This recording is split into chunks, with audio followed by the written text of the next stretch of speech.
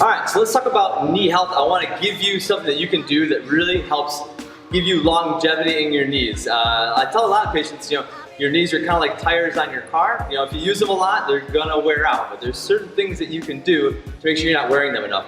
One of them is to make sure that you're getting full range of motion in your knees. And when we started out when we were little kids, a lot of kids start doing activities and they're just squatting down here. They're doing activities down here close to the ground where they're stable. And at some point we stop doing that activity and then we completely lose that squat range of motion. And then we just can't do it anymore. Very few of my patients can do a full deep squat. So you need to start working on that at home. Every joint in your body should go through its full range of motion on a regular basis. So as far as what I want you to do at home to work on that range of motion, we're just gonna do a deep squat. A real easy way to start out doing this is to find something you can hold on to, usually like a door jamb or something like that. So we have a rack here, and I wanna have good position in my feet. My feet are gonna be about hip width apart. I'm just coming down into a deep squat. Now you can use this for a little bit of stability, but you're really trying to get your hips as low down and get as much range of motion in your knees as you can.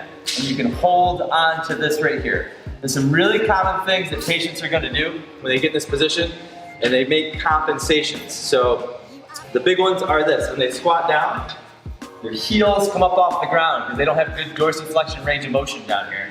So the heels pop right up because they can't get their heels down to the ground. You wanna work on getting full range of motion and getting your feet flat on the ground. The other compensation that people make is turning out the hips, okay? So in order for me to get in that position, I'll turn out my hips. Ideally, I'd like to have my feet straight forward. It doesn't have to be perfect, but a lot of people compensate and really turn their feet out to the side so they can get that full range of motion and go down. What you wanna think about when you're getting into the squat position, feet straight ahead, heels are glued to the ground, and I'm just dropping down into this position. Once I'm down here, what's really good to do is just kind of move around a little bit. So actually you kind of see me here, move around, just kind of like going side to side, shifting around and getting full range of motion in through the hips, kind of forward and back a little bit. And that'll help just kind of, again, get more of the joint surfaces moving through there. And you can get more of the joint surfaces touching in your knees. As you progress, what you want to do eventually is try and do it without support, okay? You kind of do it without holding on here. So let's take a little bit of practice, but you can kind of get that. And we say we really should be able to get into a squat position for 10 minutes at a time. Most people are going to have to work up to that. You can start out just doing it 30 seconds at a time. Do it a few times a day. Work your way up to a minute, 2 minutes. But everyone walking around, if they want to take good care of their knees, should be able to get into a squatting position and stay there relatively comfortably for about 10 minutes, all right?